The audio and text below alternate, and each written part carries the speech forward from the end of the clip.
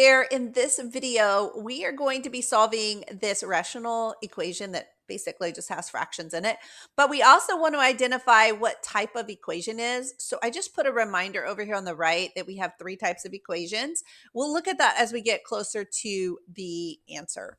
So when we look to solve any equation with fractions, I always find the easiest way is to figure out what the common denominator would be.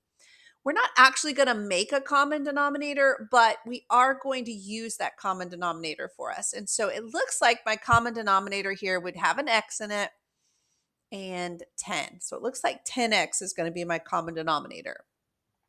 What I'm going to do with that is I'm going to take each of my fractions, I'm going to multiply by that common denominator. And I'm going to put it over 1 just to make the multiplication a little easier. Then I've got 7x over 5, and I'm going to multiply by 10x over 1. And then I've got x over 10, and I'm going to multiply by 10x over 1. All right. Remember with fractions, we multiply across the top. So 6 times 10x gives me 60x divided by x times 1. There we go. On my second set of fractions, I've got 7x times 10x. That's going to give me 70x to the second over 5. And then finally, I've got 10x to the second over 10. Now let's reduce.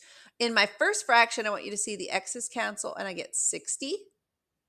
In my second fraction, I want you to see 70 divided by 5 is 14x to the second. And then look at the last one here. Those 10s cancel, giving me just x to the second.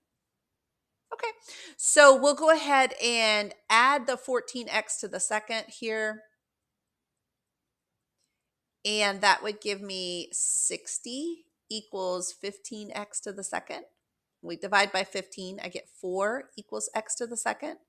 Now you may be thinking, I'm going to take the square root. I want you to, but I want you to remember that we have to consider plus or minus the square root of 4. And so the positive square root of 4 would be 2, and the negative square root of 4 would be negative 2. And last check is we got to make sure that these values don't make our denominators equal to 0. They don't, so we're okay with these 2 solutions. Now let's look at what type of equation this is. So the first type, identity. This is where the equation is true for all real numbers. That's not true in our case. We got a solution. We know that it's only true when x is 2 and negative 2. Conditional is an equation that is true for at least one real number. So that's our case, right? We our